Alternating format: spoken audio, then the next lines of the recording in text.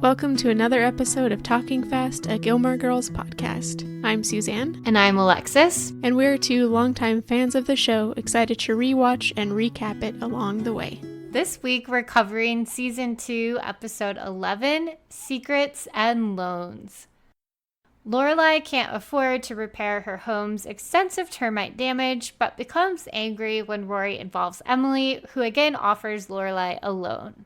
And that was the Netflix bio. An interesting episode. A lot of money talk, which is always fun. Great. Yeah, some deja vu from really the premise of the opening of the show. Yeah. Before we get into the episode, we'd like to ask everybody to please give us reviews on Apple Podcasts and Spotify. And we are mid-season now, so next week we're going to do a kind of mid-season recap, talk about everything we've noticed from the first half of Season 2 and what we think might be coming if our memories serve us well. So look forward to that next week, and then we'll be getting back to finish up the rest of the season. Mm-hmm. Yeah, and thanks in advance for any reviews. They're very instrumental to us as new podcasters, so they're always appreciated. I feel like I'm about to go ask Emily for a loan, you know?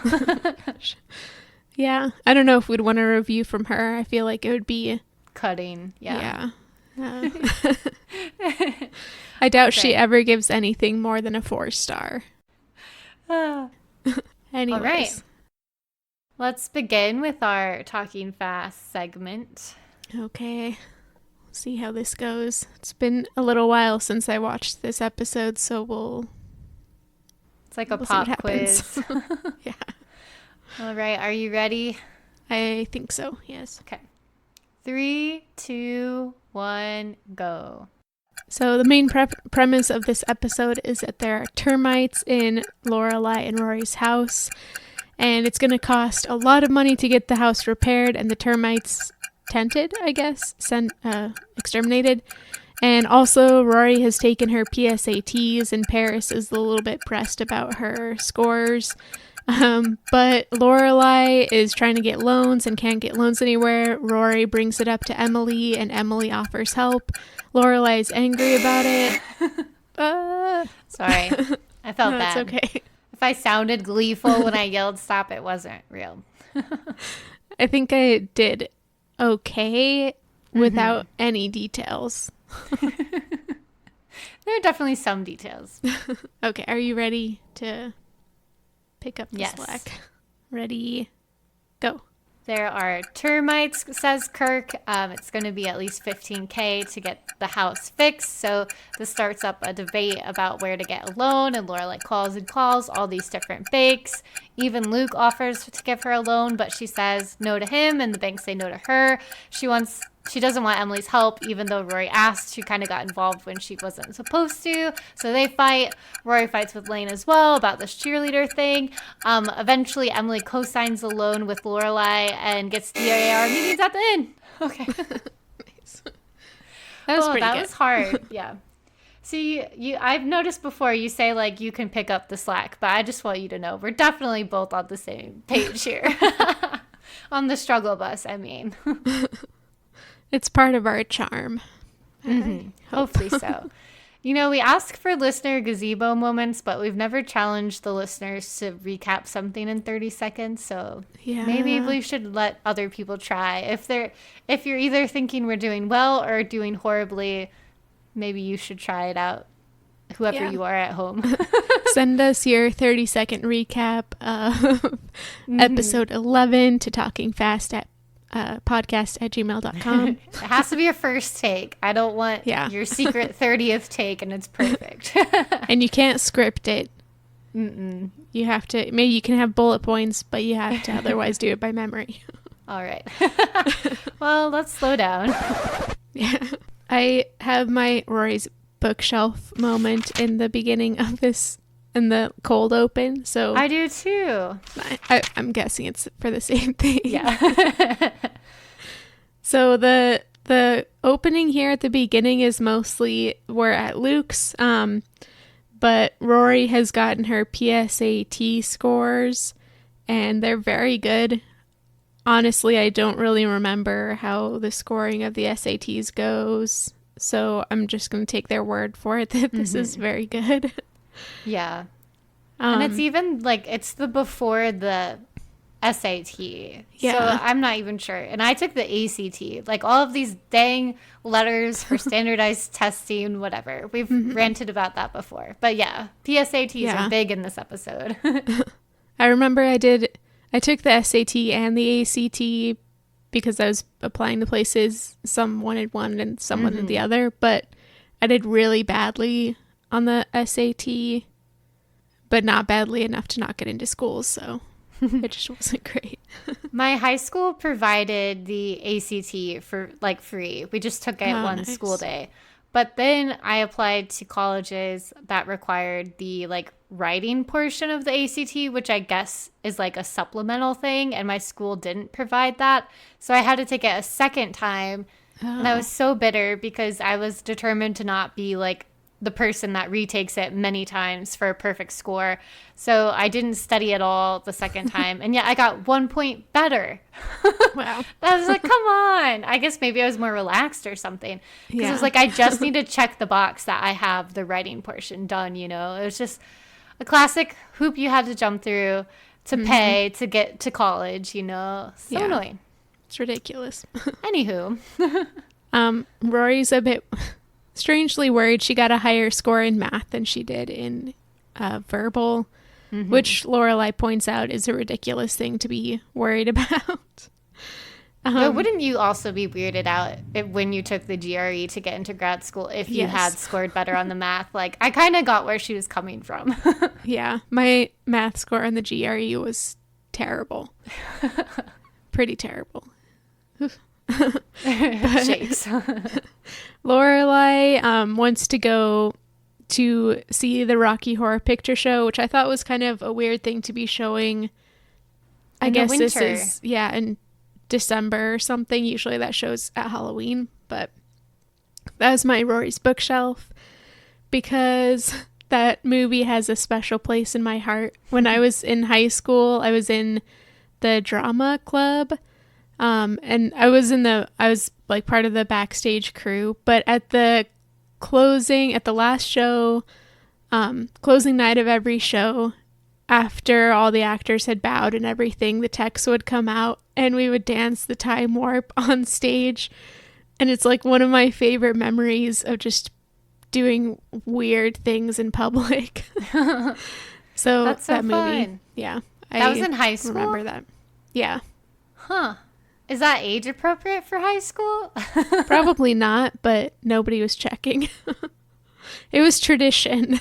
I got it, yeah. I remember the iconic episode of Glee, which is sadly where I was introduced to Rocky Horror Picture Show. Like, they do a whole episode about their high school putting it on, and they get into a lot of trouble in their, like, small Ohio town. Yeah, it is. I mean, it's every single scene is sexual, but it's a great musical. It's a masterpiece, I think. Right. And the idea is that for those of you who may not be familiar, it's common to like go to a movie screening of it and then people like dress up and shout along lines and stuff like that. And like Lorelai says, she usually goes as I wrote it down. She usually goes as Magenta, and Rory goes as Janet, which is classic Rory. Yeah. Magenta also is perfect for Lorelai because she usually has like the big red hair, which is Lorelai-ish. Lorelai wants Luke to go as Frankenfurter, which is funny. I think he would more so like go as, I don't know, who do you think Luke would actually go as? Like maybe Riff Raff or the other guy. Oh, the guy who's played by Meatloaf. Yeah. Freddie, maybe. I love Meatloaf. Yeah. I think that Lorelai should have suggested he go as Rocky. Oh my gosh. That would have been great. And those shorts. Yeah. Who would you go as? I would go as Riff Raff. He's my favorite character. Yeah, I think I would go, maybe Magenta or who's the other one? Starts with a C, right? Yeah. I have to look this up. Columbia. Oh, yeah. Okay. Yeah. So yeah, that was also my Rory's bookshelf. I could also see you as a Janet. Mm-hmm. Because you have blonde hair. I know. And I think I would be shy, so maybe I would go as a Janet, you know. Mm-hmm. But okay. Luke plays along with this in the scene. He''s a pretty good sport about it. Mm-hmm. I mean, it's obvious he's not going to go, but he does tease her. Like, they have some good banter here. I wish he would go. That'd be hilarious. Be so weird. Mm-hmm. The only other thing I think to mention about this scene is that Rory says she'd like to invite Lane, and that Lane has been difficult to get in touch with recently, which is like a little cookie crumb for a plot line later on in the episode. But at the time, I didn't even make much of it at all. Mm-hmm. Yeah, didn't even write it down. I know. But after the credits, we are back at home at Lorelai and Rory's. The song Que Sera is playing, and it's like a happy morning, which doesn't really seem like a realistic morning for them. Like, Lorelai hops out of bed smiling, goes down and gets coffee, and then she takes her coffee mug on the porch in the winter morning, which is like one of the true pleasures of life, is if you live in a place with a porch and it's cold out, taking your coffee and standing outside for a couple seconds. But she goes out there and she's standing on the porch, and all of a sudden she like falls through, or one of her legs falls through. Yeah. This was actually my gazebo moment. Nice. Because I just thought this whole thing was perfectly put together, as you're saying, between like the music, the acting. It's very like fantasy, it's very serene, and then the timing of like the porch collapsing and the music just abruptly cuts off. It's like such a comedic interruption into that. I thought it was very like whimsical and just a fun little way to introduce this otherwise very serious topic of like termites in the house needing help work and stuff. And I just didn't want to nominate yet another Lorelai and Emily conversation, though I love them, and I almost did at the end. And if you did, no shame. But yeah, I think I might have. I don't remember now. But yeah, I agree. The scene is great. It reminds me, I feel like there was another scene maybe in season 1 where they were both like getting ready for work and school, and kind of in a more haggard way, like perfectly coordinated, getting the coffee out of the coffee machine and stuff, and then something happened. I don't remember. It's like when it feels more like choreography, you know, than acting or stage movement or whatever it would be called. Yeah. I was also just thinking about how I think early on, when they would have scenes on the porch more often, we nominated the porch as like a Stars Hollow kind of place of like comfort. And now it's like the place that is crumbling around them. And I'm like, what's happened here? It's very symbolic in a way, I feel like, of like their space is in danger by like material security and all of this. I'm like, it's very real. Yeah. Oh gosh, that's scary. Symbolism, it's always terrifying. But who comes to check out the termites other than Kirk? Yeah, who you're gonna call? I guess he is an exterminator. Seems like a questionable choice, but he goes like under the house and checks the foundations, I guess. He comes out and he refuses to talk with Lorelai on the porch because he's so worried about the structural foundation. And he tells her that it's going to be, was it $15,000 to repair, to like tent the place and then repair the foundation, which is a lot of money. I feel like now, I mean, to me, it's still a lot of money, but to homeowners now, it wouldn't be that much. Obviously, the price now would actually be higher because of inflation, but $15,000 to me and my meager grad student salary is a lot. Yeah, totally. So we're left on a bit of a bummer, you know. They're both kind of afraid to go back in the house at the end of the scene as well. But we transition to, I think, another day. We're at Chilton. And instead of doing a Stars Hollow moment this episode, I decided to do a Chilton moment. Which is just because I felt like this scene that we have here answered a bit of our question about wanting to see more Madeline and Louise alone.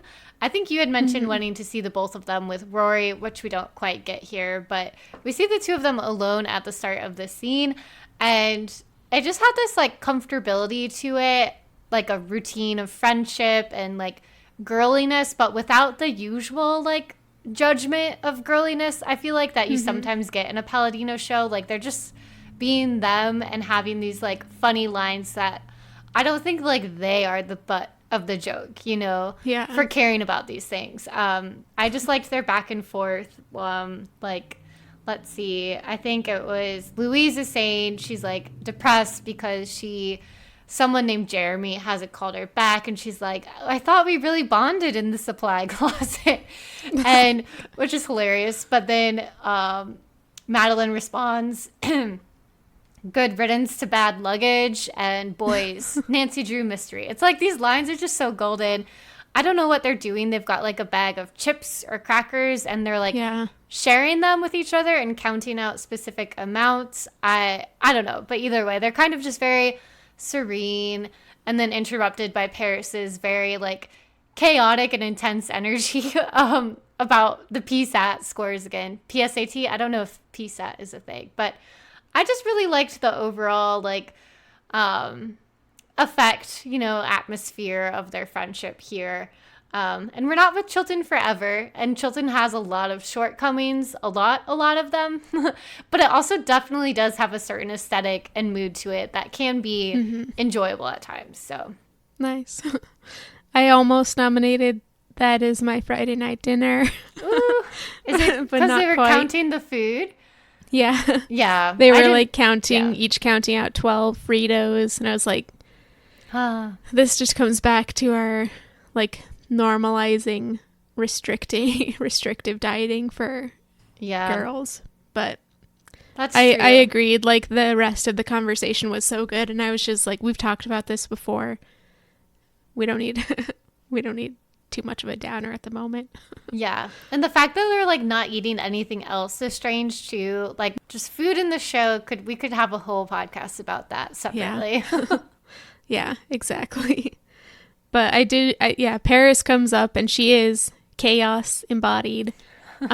She is asking everybody about their PSAT scores, and Madeline and Louise tell her theirs, and they're both respectable. Again, I have no idea what the rating for scores are, but they're all like up there, I guess.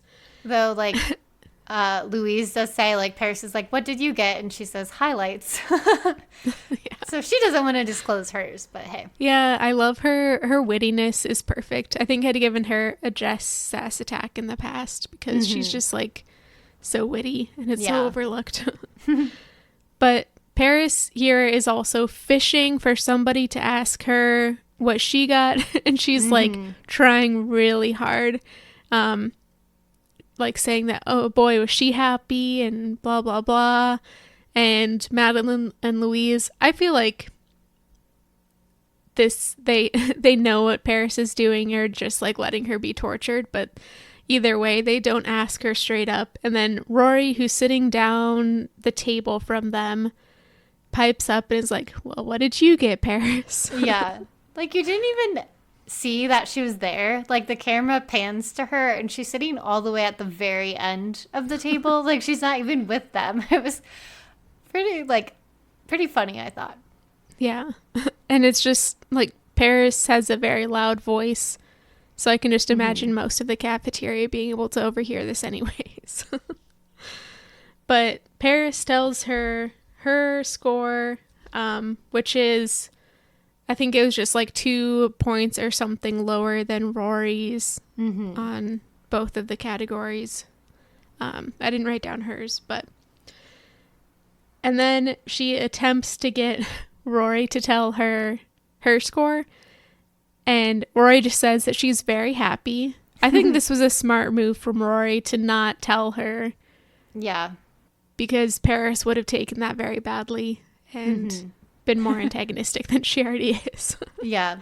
The dialogue surrounding this scene is just so good. Like, Paris is like, what does happy mean? Some people are happy by seeing the sunset. And then at the end, she's like, I hate looking at the sunset, so my standard of happiness is very high.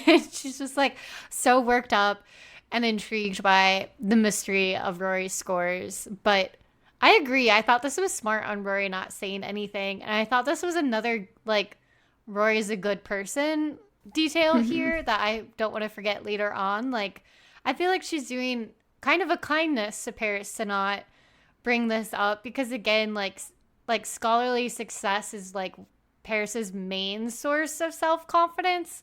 And I feel like Rory is intentional of that and chooses not to like take her down by saying this in front of like everyone else. I don't know. Maybe she also likes teasing Paris, but it could be both. Yeah, I would say it's probably both. We leave this scene with Paris being very tortured and worked up about Rory's scores. And then we're back at home and it's the middle of the night and Lorelai wakes Rory up, and I feel like we've seen something similar multiple times when Lorelai wakes Rory up in the middle of the night. But she's like saying that she can hear the termites and she can't sleep. She just like hears their scratching away, which I feel like I would have the same problem if I'd found out that there were termites in my house. Totally. Or I'd think like, are the walls creaking and about to like cave in? Yeah. At first, Rory is like just telling Lorelai to go back to sleep, but then she begins to hear the termites too, I guess. And they end up going to Sookie's, which leads to a great scene. So they're at Sookie's, and it's probably like midnight or something. And Sookie is really excited for a slumber party type thing.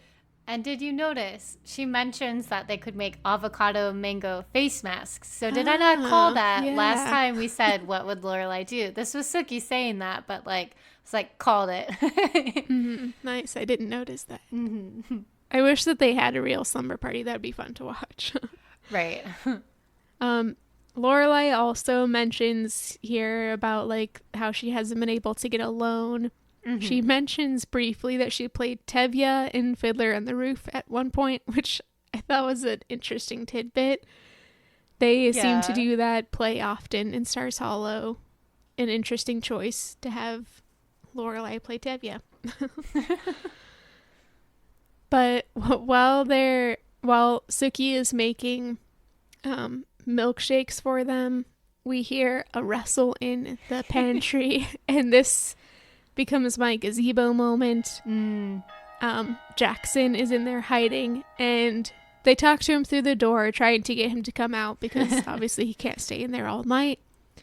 And we find out that Jackson's cousin, I think, owns a printing shop where he prints pictures onto things like clothes and pajamas. And then Jackson finally comes out, and his pajamas are covered in pictures, very photoshopped pictures of him in a wrestling unitard from high school, and it's obviously like somebody else's body and his face put on top of it, but my brother did wrestling in high school and there are similar pictures of him that exist.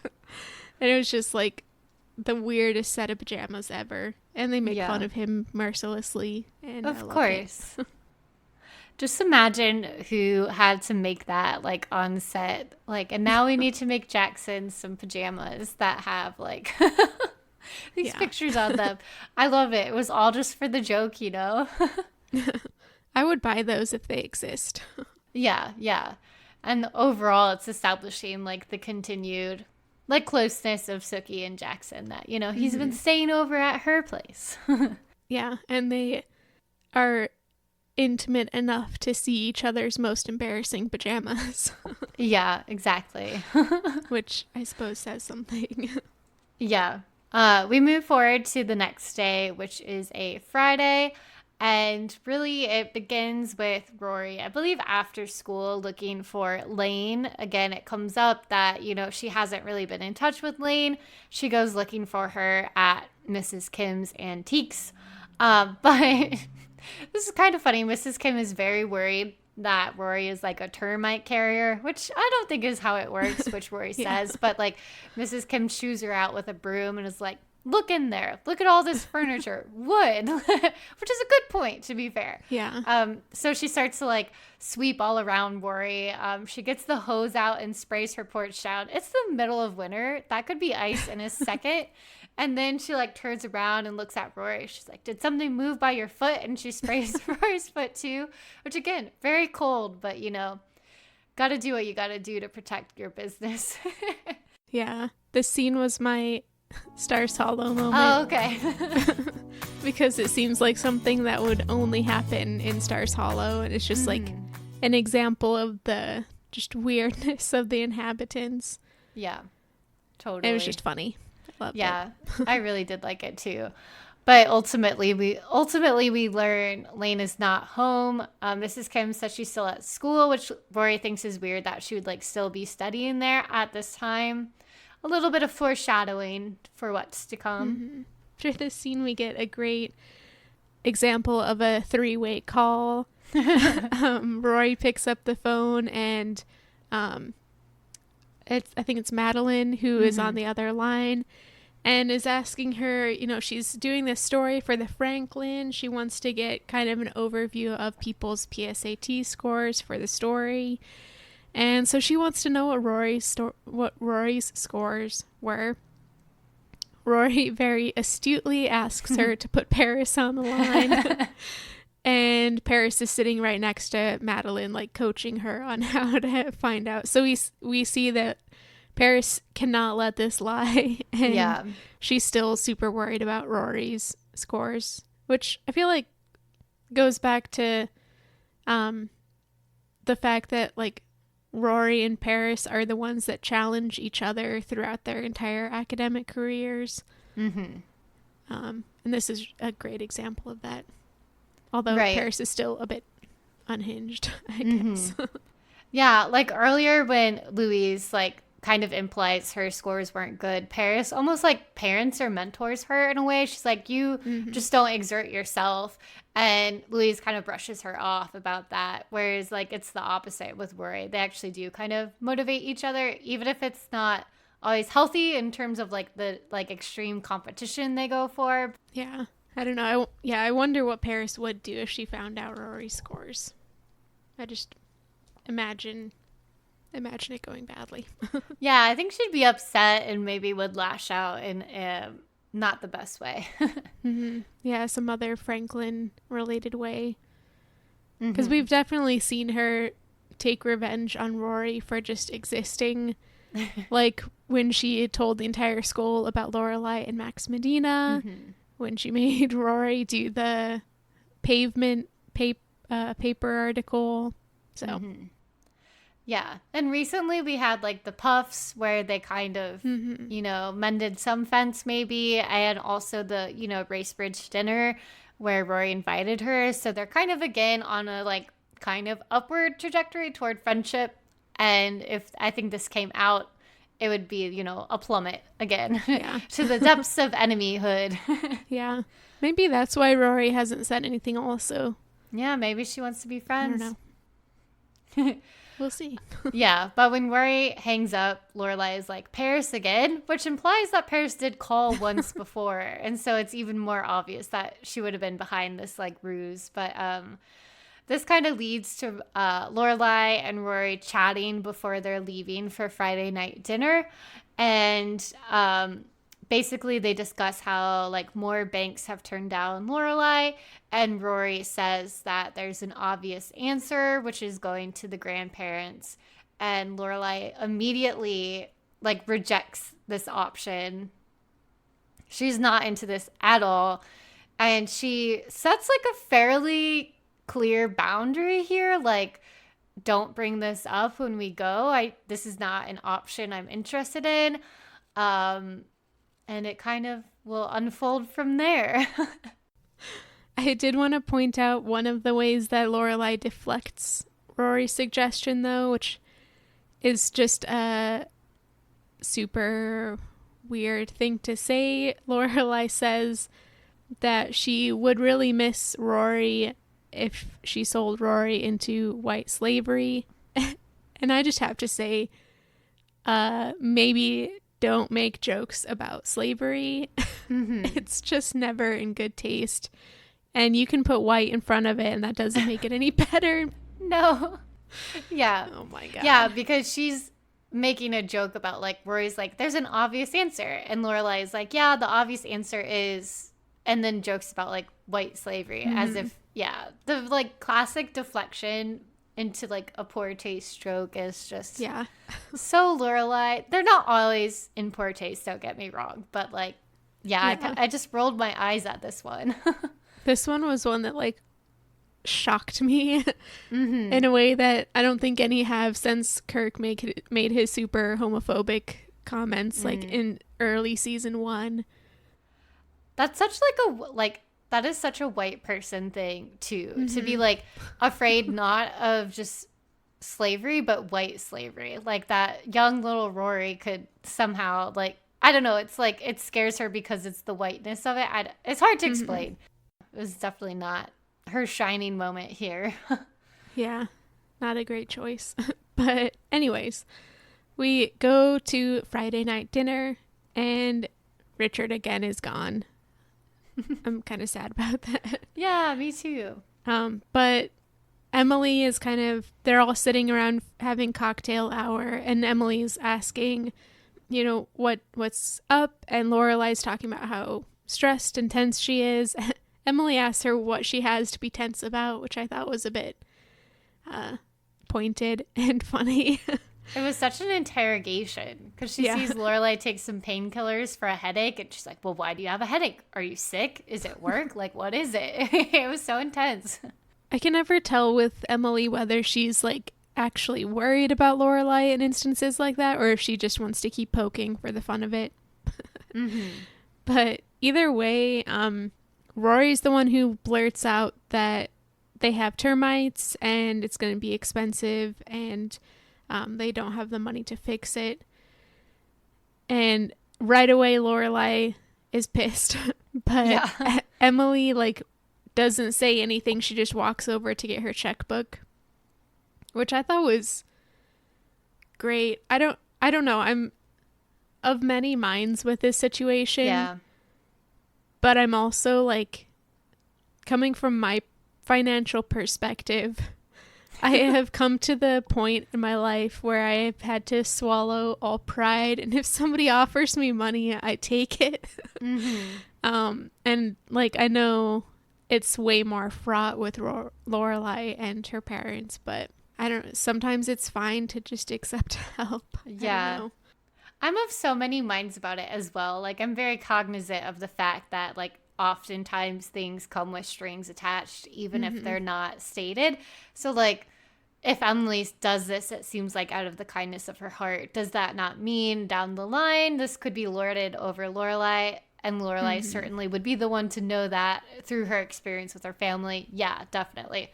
But I totally agree with you. I'm like, I've needed money before, and if someone just, like, walked over to a checkbook to offer it to me, I would be inclined to accept. And the whole, like, Emily doesn't make her ask for it. Emily doesn't, like, force her to agree to terms beforehand or anything. Like, it's hard to know how Emily would have reacted if Lorelai had accepted the check. Like, maybe the cocktail hour after that would have been full of, like, gloating and all of the stuff. It's really hard to know. But in the moment, just from, like, her body language and how their relationship has kind of been, like, fairly positive and growing up to this episode, I kind of just feel like Emily would have not made a big deal out of it. And it seemed like pretty gracious of her to just get up to offer that check when it's like, it's nothing to her, She's like, why won't you let your mother help you? Like, she kind of just views it as, like, part of her own role of, like, caring for Lorelai, and Lorelai is getting in the way of that here. But yeah, I feel a lot of ways about it. Yeah, because it is, I don't know, it's just, like, I understand the like pride of wanting to be able to support yourself and fix your own problems. Yeah, and to be independent. Like if she needs to just leave, you know, if she needs to cut ties with them again, like tomorrow, will she be able to do that and cash the check as well? You know, like there's something to say. Yeah, true. She's had to leave them behind once before. Like I'm sure she desires that independence as well. Yeah, that's a good point. Oof. But also, one of the big things is that Lorelai is really angry at Rory. Yeah. And it kind of spills over to when they get back from Friday night dinner. And this is what I had as my Friday night dinner nomination for the week. But not necessarily because I have like a cohesive point to make about it. Because again, I'm of many minds about it. Because I understand why Lorelai was so mad at Rory. As you said, she had like set that boundary. Like, no, we're not asking Richard and Emily. And Rory broke that. Rory did have good intentions, but she also wasn't taking into account what she knows about Lorelai's relationship with Richard and Emily. Yeah. But I also thought that Lorelai was kind of mean to Rory in this conversation and a little bit way too harsh, talking to a 16-year-old who did have good intentions and has like kind of a naive innocence when it comes to her grandparents. I don't know. It's a complicated situation because I kind of agree with everybody's point and disagree with everybody's point at the same time. No, I know exactly where you're coming from, and I feel the same way. And on one thing I feel like I was thinking about is like how blurred the lines are for Rory and Lorelai in terms of parenting. Because on the one hand, I'm like, Lorelai really did. She stepped into that firm parent mode of like, because I said so. You can't do it. It's not an option. And should she be entirely surprised when Rory doesn't respond to that kind of like heavy-handed? Because, you know, they don't often use that dynamic between each other. And like, it was probably like she doesn't do that often with Rory. And so like, on the one hand, I'm like, she set that boundary, and her, as the kid, you need to listen, but also they don't usually do that whole routine.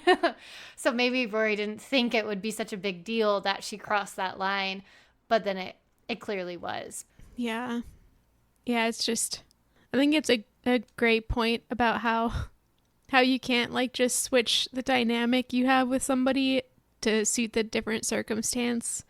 I felt like Lorelai was acting more like Emily in this towards Rory than usual. Like it was more of that dynamic than the usual Lorelai and Rory dynamic. Just so complicated. Oh, now I'm just thinking like, is there a correlation here between Lorelai saying no, don't ask them for money, Rory disregarding that and doing that, then later on Lorelai saying don't drop out of Yale, and Rory being like, that's what I'm gonna do, and going to again to the grandparents for support? Like, that could be a correlation. I'm not saying there's causation or like a direct, well, perhaps it's a parallel. Like, that's just, I just kind of had that thought, like, will we see this again in a way? Yeah, it's definitely a pattern, I would say, of Rory, like, yeah, taking advantage of the fact that her grandparents are just like on her side almost without question. Yeah, she's able to rely on that comfortably.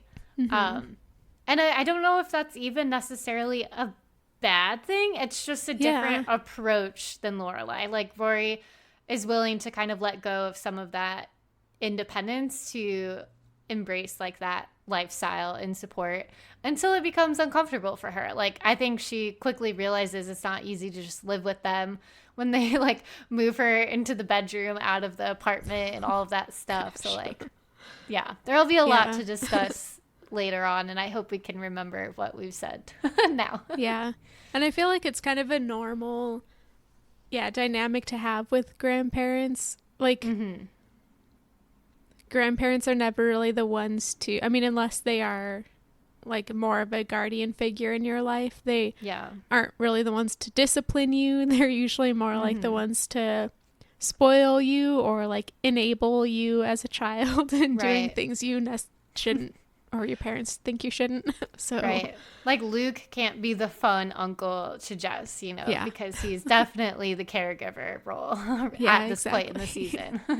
Yeah, but we've already seen like Emily and Richard kind of doting on Rory, and that continues.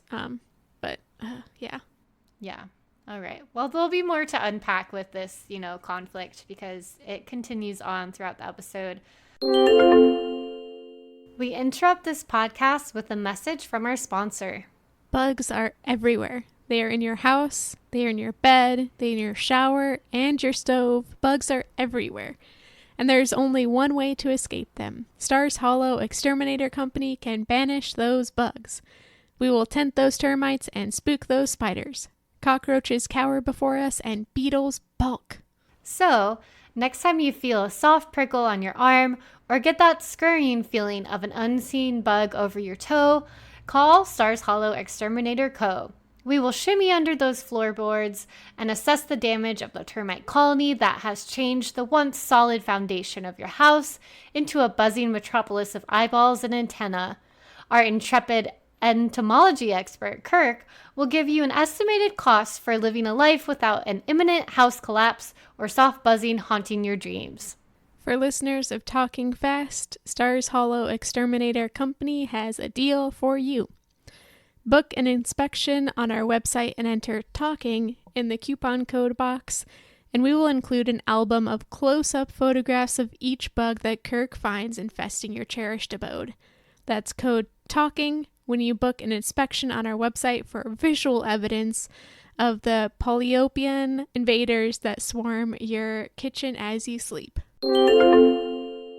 But for now, the time moves forward. It seems like the next day we pick up back with Rory, who is definitely in a funk from this, fight with Lorelai. I hate when people are mad at me, and Rory definitely gives me the impression she feels the same way. And it's so unusual for them to be in a fight.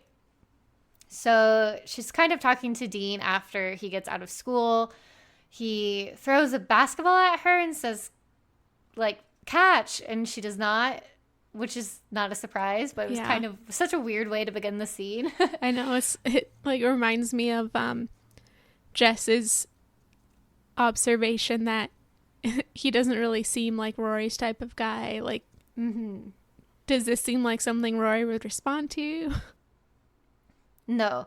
And she kind of like, though that I think that is definitely true, though I do think Dean, you can tell, is used to Rory in this conversation because I feel like he handles her and her mood fairly well. Though he does kind of call her insane. Well, she's like, either he says you sound insane, or she says, do I sound insane? And he's like, yeah. Either way, I don't appreciate that verbiage, but overall, he's kind of just listening to her. He says, like, I feel like words are dangerous right now. Like, he doesn't want to jump in with all of these, like, opinions on their situation, and she really has to pull from him, like, what are you thinking about this? And he's like, I've observed many good qualities about you. But one thing you share with Lorelai is, the tendency to be stubborn, which is, fairly true. And I feel like I just have to, like, compliment him for doing the most basic thing, just to balance out, everything else. Yeah. And he's like, let's go get a coffee. He has to retrieve his basketball, which has been run over by a car. Yeah, he is good. I mean, I feel like we can concede that he does have good attributes as a boyfriend at this point still, even though they're starting to be overshadowed by his jealousy and stuff. But yeah, it's a good point. But what this scene really allows for is Rory to kind of, as Dean is going to retrieve said basketball, she looks over at this group of cheerleaders that catch her eye, and she notices one Miss Lane Kim in a cheerleading uniform. They share eye contact. Their faces are hilarious. And then Rory just, like, flees. They don't talk, which I thought was so weird. Yeah. And Lane is, like, caught. She's acting like she's been caught doing something so bad, and Rory is just, like, astounded to see Lane as a cheerleader. And I also was very surprised. I didn't remember this at all. And the way they play the scene out with them just, like, not talking about it was like odd. Yeah, I for some reason remembered it being later than this. And I agree. I loved the just like deer in headlights kind of moment for both of them, almost as if like Rory thought maybe it was Elaine doppelganger or something. It wasn't really her. And it just reminds me of socializing before social media and texting and all that kind of stuff, where you literally could have a best friend, and if you went to a different school, you might not actually be in constant communication like you are now. I don't know how I feel about Lane as a cheerleader, but I think we'll bring that up in a couple scenes. Yeah. This episode is full of a lot of morally gray, ground. Meanwhile, at the Independence Inn, Lorelai is working and she is wearing my Lorelai's Closet nomination. It's like mine this too. Oh, nice. Wait, I can actually move mine to something that matches later. So okay. It's just like this gorgeous button-up dress shirt that is silk material, and it's like a kind of magenta. Would you say like a pinkish purple? Yeah, it's like rose purple. It was so pretty, and I love like this silk button-up. Yeah, and I feel like it's so hard to pull off. I know it looks so luxurious and like effortless, and I just like compliments again to Lorelai's like professional style. Like it's just so fun and like elegant, but her all at once and professional, etc. I was like, yes, the color looked great on her. Yeah. So what she's been calling around looking for loans. Michelle super helpfully suggests that Lorelai offer to give the bankers a lap dance. They tried to heterosexualize him again, and he starts to talk about like women in Thailand who do a trick with a ping pong ball, which seemed like another poor taste joke in the episode, paired also with the fact that he's like hypersexualizing women, which is so not something we know he would do, and like who his character actually is. Yeah, it was just weird.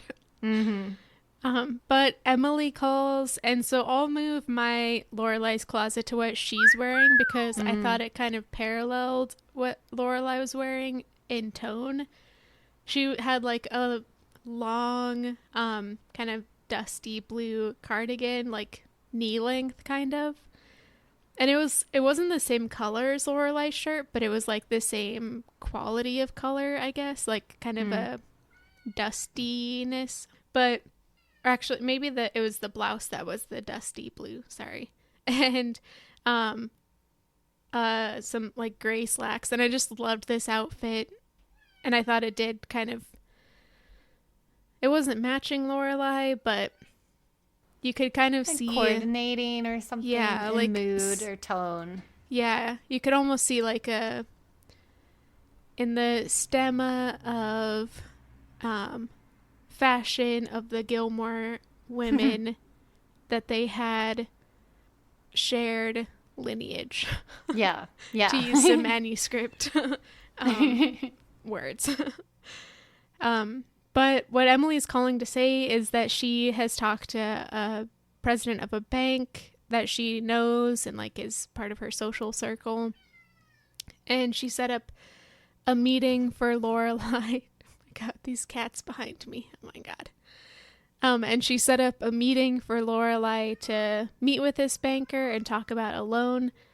And Lorelai is hesitant, of course. She doesn't want to accept help from Emily, but Emily says it's just a meeting to talk about a loan, and it seems like, harmless, which maybe was a red flag, but Lorelai agrees to go, or at least she goes in the future. This was definitely one point where, like, if I wasn't already thinking Lorelai should accept her help, I'm definitely thinking that at this point. I'm like, you really are, like, it's kind of hubris at this point. Like, it's just an appointment. Sure, it's got a little bit of nepotism. Like, would you have been able to meet with this person if you didn't have a connection? No, but, like, come on. Like, come on. Yeah. There's nothing wrong with networking. I'm like currently at the point where I'm trying to build up my LinkedIn network so I can get a job when I graduate. And it's just like, that is, like it or not, that is how the world works. Gotta play the game. Yeah. Just take advantage of it if you have the ability to, especially, you know, if your house is about to fall down. This leads into another scene in the same day. We pick back up with Dean and Rory, who are leaving Luke's at this point. They have a quick kiss and then a long kiss. It's just, I think, to show us that they're still dating. I wish we'd seen Jess staring down from a window. If I was Team Dean and Rory, I'm sure I would have loved this moment. Otherwise, it's just the thing right before Rory and Lane have their conversation for me. So Rory sees Lane across the street. Again, they both kind of share like a deer in headlights look. And then we have another fun moment of, okay, again, I need to look up a glossary, like cinematography. I'm not really sure, but like this music starts to play and they are walking dramatically toward each other. And then they stop like feet away. And Lane says, like, as the music ends, we need to talk. And it was just very dramatic. Like, it had a sense of drama. Perhaps I should look up who directed the episode, actually, because that could, there were like a few different choices made and I liked them. But this scene is actually where I placed my Friday night dinner critique, because I don't know, I was thinking I could place it a lot of different places, and I thought I would do it here as a bit of a defense of Lane. And I'll say, like, I'm with Rory here, where I was shocked to see Lane as a cheerleader. Do I think that's something that would be like her calling? No, like, I don't. I see her more in a band like Hep Alien, of course. But like, I am totally with her when she is explaining, like, Rory's gone. And when Rory is there, she has Dean. It seems very much a case of like Lane wanting to find more friends. If she wants more socialization, like, where can she find that? And she identifies like a group of people and she joins them. And are they cheerleaders? Yes. And are there all of these like stereotypes about cheerleaders, some of which may be true or not true? Like, yeah. And Lane, I just feel for her here because she's like been hiding this from Rory, because as she tells Rory, she's like, I know how you're going to react. And Rory like proves her right. Like, all of these like first things that she says to her is like, I don't know. She just makes a comment about how she's like peppy now and how she brings up how they used to make fun of cheerleaders together and all of this. And it's just like, how crappy to feel like you wouldn't be supported by your best friend, you know, especially when like you're doing this in the first place because your best friend hasn't been around as much. It's just like, I think Lane is very much in the right here. And I really like how she says, like, you know, I just wanted to try it and I don't have to justify it to you. I think that's just so true. And it ends with a really funny line where she says, I forgot my pom. And Rory gives her a weird look and she's like, 2 are pom-poms. 1 is just a pom. Like, ooh, I never knew. I agree 100% about this. I thought that this was really like Rory perpetuating the whole not like other girls kind of thing, which has been like how we've come to know Lane and Rory as the two like unique, cool, interesting girls, and all the other girls are just like vapid cheerleaders as a stereotype. And I like that Lane is challenging that. I mean, I have watched the documentary Cheer on Netflix. I know it's a ridiculously like grueling activity to do, especially if you do it competitively. But yeah, Lane is she's just trying to make new friends. And Rory is judging so hardly, and it's so mean. Like, Lane can still be her cool musical self, as we see later on, and like enjoy an activity that is stereotypically girly or something like that. And Rory just needs to chill out and also realize that she hasn't been there for Lane, which I think is kind of a larger problem. I'm on Lane's side. I feel like I'm usually on Lane's side. She's usually right. Same.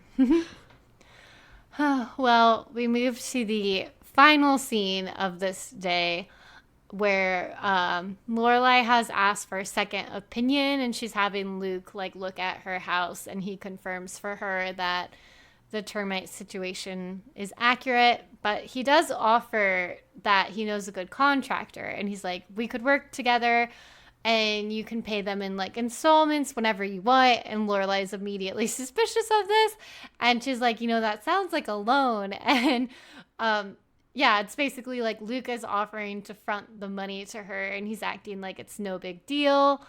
That's so kind of him. Also, like, this is the second person who's offered to make her a loan.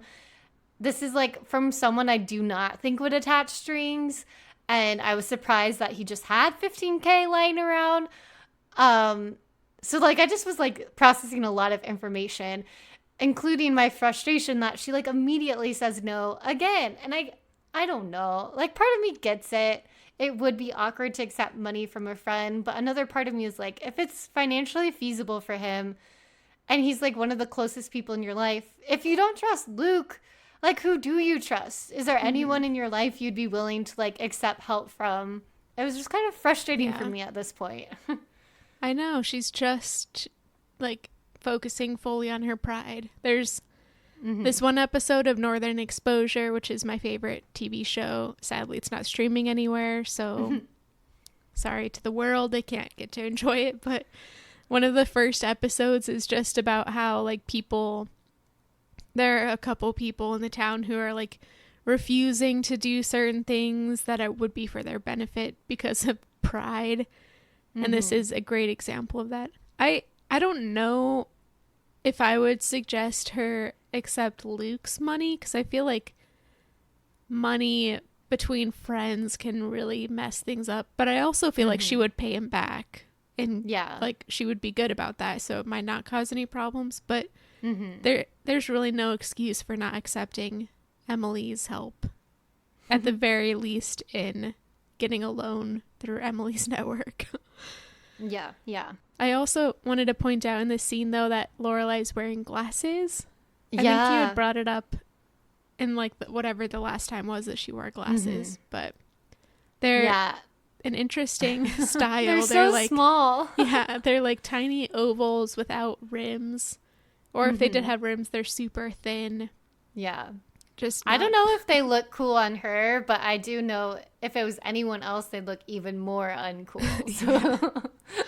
Yeah, definitely not the style for glasses anymore. No. The scene ends with like Rory arriving home, and it's evidence that there's still like chilly between the two of them, because Lorelai says Dean called twice, and Rory says like rah rah rah. It was so weird, and Luke is just like, I don't want to know. But my follow-up question is, Rory just left Dean like minutes before, and he's already made it home and called twice, but about what? They just spent like what? I just want to hope that Dean actually wouldn't do that, and the show just like put that in for some dialogue. I don't know. I was like, dang, did Dean really call twice? My God. Yeah, yeah, I want to hope that they are doing this like hyperbolically, that he calls constantly, like multiple times every evening, because it's just a little bit creepy. But the next scene we get is at the bank. So Lorelai has decided to take Emily up on her offer. She's dressed all professionally and is all set for a professional meeting with the banker. And as she walks in, she sees Emily sitting there, like looking perfectly at home in this fancy situation. Lorelai immediately just like walks out, and Emily follows after her, and they have a pseudo fight, almost a fight. Lorelai like really doesn't want Emily to be there. She wants to do this all on her own. But Emily's already there. They already know that she's there, so it'd be weird if she just didn't go in. And they agree that Emily can come in with her if she remains completely silent after asking the banker about his wife for social niceties, I guess. Yeah. When Lorelai saw that Emily was in the waiting room, I actually picked out my Just Sass attack because sadly he was not in this episode. But Lorelai says, "You are not seriously sitting there." And Emily responds, "No, it's a hologram." Oh, Wonderful. so good. So good. Emily, like, continues to kill it with the humor. Mm-hmm. Mm-hmm. But they go into this meeting. Emily kind of chit-chats with the banker, much more than Lorelai would like. Lorelai ends up cutting off the banter and just saying, Emily really wanted to ask you about your wife in the hopes to get her to shut up. But then Lorelai asks this banker to treat her like anybody else off the street and look at her loan material, which he does. And so he says, no. Yeah. And he refuses to give her the loan just like all the other bankers have. Mm-hmm. We did learn that as he's like going through her documents, he does mention she's taken out 2 loans on the house already, which kind of like was a clue for me, because before that I was wondering like, why did nobody want to offer her a loan? Yeah. Like she even says she's going to like the sketchy places that would probably offer her like a horrible interest but would still give her a loan. I was like, why is there not a single bank? Like she seems to have been employed for so long at like a high position. I'm like, is she really not? Like if she can't get a loan, I definitely won't be able to get a loan someday. I don't know. But that kind of answered. And I feel like that gives the sense that there must have been other times where she perhaps needed help but chose to like take out a loan instead. And like, yeah, I don't know. There's just like a small clue, but I feel like it answered some of my questions. Yeah. Yeah, like it's one thing to have the mortgage to pay for, but then to already have another loan and then asking for another one. I guess that would be a red flag. Mm-hmm. But the solution for this is that Lorelai could have somebody co-sign the loan, which I was so angry at Lorelai for even thinking of refusing this, because that literally, like, Emily can sign that and literally not have to think about it, bring it up ever again. I mean, she probably will, but like having somebody co-sign for you, especially if you know that you can swing the payments, is just like the tiniest little like indication of support. And it's like, why would you not accept this help? Yeah. And like when he says, oh, you could get someone to co-sign with you, I feel like that also was kind of like an aha moment for me. Like before, I thought Emily was just trying to like involve herself in the meeting. Like she just wanted to kind of be there. Perhaps it's a sort of like, I told you so mentality, or like, I'm checking up on you. I thought she was just kind of like wanting to be there. But now when he said that, I was like, she knew Lorelai would need a co-signer. Like she probably talked to the guy already or did research, and like it's just another step she's going to help her. And she didn't want to admit that.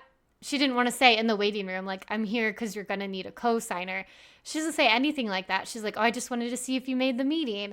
And then she's like subtly drinking her coffee as he says that. And Lorelai kind of realizes this. And it's like, so many times I feel like Emily like oversteps or uses her money as a way to like procure something, but I don't know. I just keep feeling like I'm on her side here. It just seems like she wants to help, and maybe I'm misreading that, but like, come on.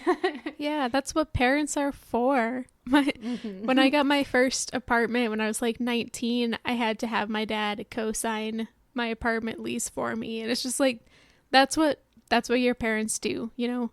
Yeah, if you're lucky enough to have parents who are in that position, it's like you don't need to. I don't know. It will just help you be in a strong position to then help other people, you know? Yeah, exactly. Lorelai, just let her I just feel co-sign. heated up. Yeah. Yeah. But as they leave the bank, Lorelai is asking, like, what is Emily looking for out of this? Like, what's the exchange for having her co-sign? Emily says there isn't anything. She just wanted to do something nice for Lorelai. which I believe, even at the end of this episode, I still believe that was Emily's intent, was just to help Lorelai out, and that there are no strings attached. The thing that Lorelai at the very end thinks is a string is just a non-issue, to be honest. And part of me, I can't necessarily fault Lorelai for thinking there would be a new arrangement. Again, she's like how old at this point, and she's had a whole like childhood and adulthood with these two parents who have constantly kind of tried to make her a puppet with strings, you know. But like, even though I kind of understand where it's coming from, it's also like, man, can't you just a little bit observe the more recent present of your relationship? Because you saying this is only gonna like hurt your relationship, because she hasn't really been acting that way toward you more recently. And it just read like a cruel comment for her to say that, to be like Sunday night tea, Wednesday night bridge club, Monday night football. Like, I don't know. It just was like, come on. Progress only to be diverted once again. And if you think back to the pilot episode, Emily wasn't hiding her agenda in giving Lorelai money. Like, she was very obvious. Like, she refused to give Lorelai the money until they made the agreement. So I don't know. It seems like she would do the same thing now. But... And I guess, like, does Lorelai never truly, maybe not yet, I don't think she truly acknowledges that this arrangement is not something Emily has made to lord over her or confine her, but to like actually want to be close to her daughter, which we had like many gazebo moments where she like admits that to not Lorelai, unfortunately. So maybe that's the reason that she doesn't fully realize it. But it's like the irony a little bit is that even if there were an arrangement attached, it would only, well, primarily be because Emily wants to just be around her to be able to like help her in situations like this. Yeah, exactly. I'm glad Lorelai finally accepted help, because they do need a house to live in. Dragging her feet along the way, but she did. Yeah. And after this bank appointment, we finished the episode up, I guess, kind of almost finished it up with Stars Hollow High pep rally out so random. In the cold at night. I don't know about you, but my high school always had pep rallies like in the morning, first thing during a school day, not that night. But Taylor is presiding. He's super excited about the new uniforms for, I think it's the basketball team, who he has out shivering in their uniforms, and he makes them take off their sweats and stand there in shorts and tank tops in the cold Connecticut weather. He's like, you showed the town what they paid for. It's so weird. And part of me expected to see Dean, because he had like the basketball earlier. Yeah, that's true. And so it made me wonder, like, what were they going to have him be one of the basketball players and then just change their mind? Is it just generally basketball season and that's why the basketball was there? I don't know. I'm just once again trying to figure out who is Dean. Like, what are his hobbies? How does he spend his time? He had a basketball, but he's not on the basketball team. Like, he's very tall. I feel like maybe he'd be good at it. Yeah. He did tell us at one point that he's not a big joiner, you know. Oh, I forgot about that. Oh, my God. So maybe he likes to play basketball but refuses to be part of the organized team. Okay. Oh, Dean. But Lorelai comes up, so Rory is standing there. I thought that she was there to support Lane, which I thought was a nice gesture. And Lorelai comes up, brings her coffee, and they kind of make up. Lorelai explains that she really wanted to fix it on her own, the termite situation.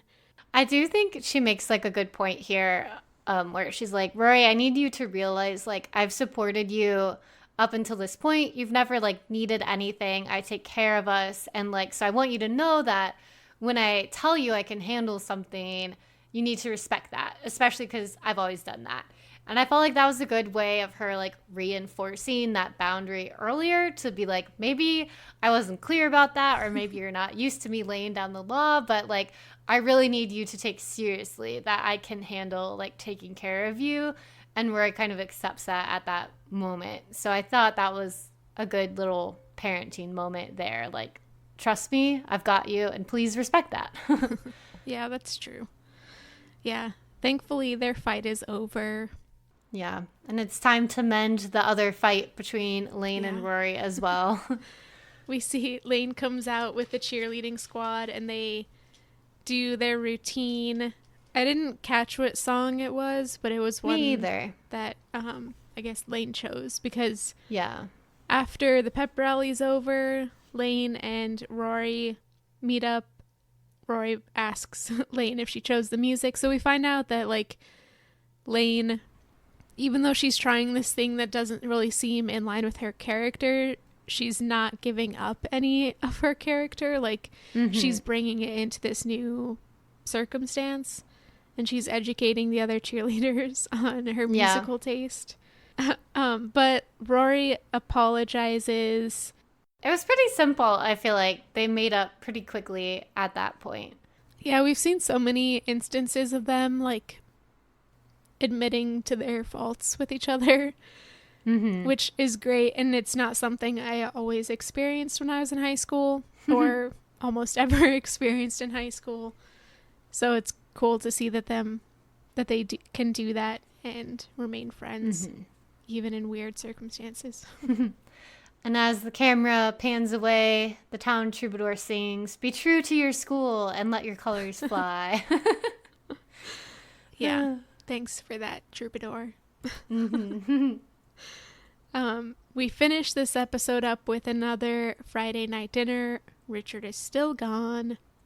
That's a twofer. We don't always get 2 Friday night dinners. Yeah, that's true. It is absolutely silent. Rory like gestures to Lorelai to speak up and start making conversation, and Lorelai mentions that they've started to get the work done on the house.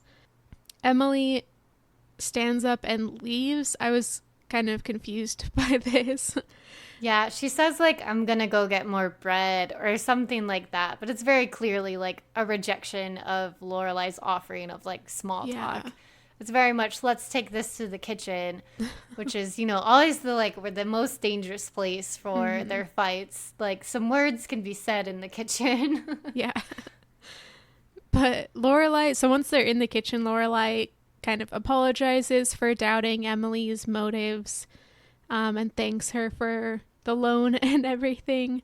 And then as they're leaving the kitchen, Emily says, "By the way, we're having DAR meetings at the inn from now on." Which, as I said earlier, I don't think that that's really like a condition on the loan or anything. I feel like that's just something that Emily has been wanting to do for a long time because she wants to be nearer to Lorelai and see her more often. And this is just a moment to say it.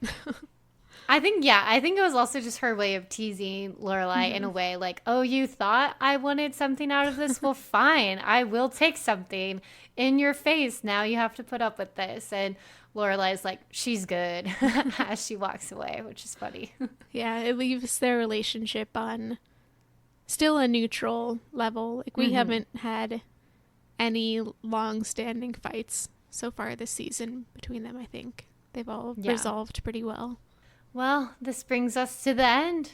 Yeah. I feel like we had a lot of conflicting emotions this episode. I think that's good, though. It's productive.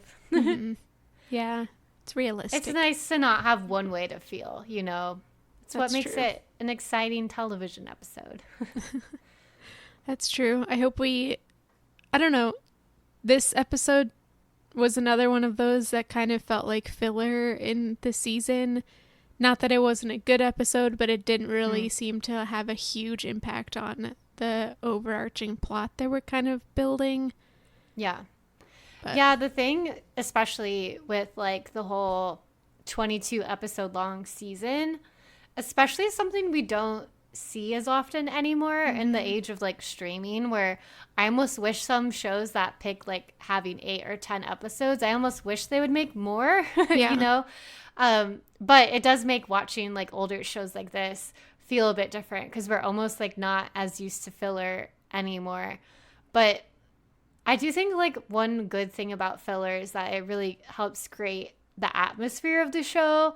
And it's part of what I think makes us like, I don't know. I think I was listening to, maybe it was an episode about the podcast about New Girl I've been listening to. I'm pretty sure they were talking about how New Girl was a show that had a lot of episodes too, and that's part of what made you feel like you know all of the roommates in the loft and what makes you like them so much, because they do just sometimes have like shenanigan episodes, you know, and it's like, is this plot related? No, but like, do I love this character? Would I die for them? Yes. No. Yeah. Yeah, that's true. I mean, it's only recently that shows actually have like a season long arc that they're really trying to play into rather than just episodic character development and stuff. So, yeah. Well, that's something we can talk about more in the mid-season recap to identify what's been going on with the first half of the season, which has been a fun one, I think. Yeah, so that's going to be our episode next week. In the meantime, don't forget to, again, review us. Like us. Yeah. We now have TikTok and Instagram. TikTok is, blowing up over there. Join us, yeah. And send us gazebo moments or any thoughts that you have to talkingfastpodcast@gmail.com. And we'll see you next time for our recap. Looking forward to it. Yeah.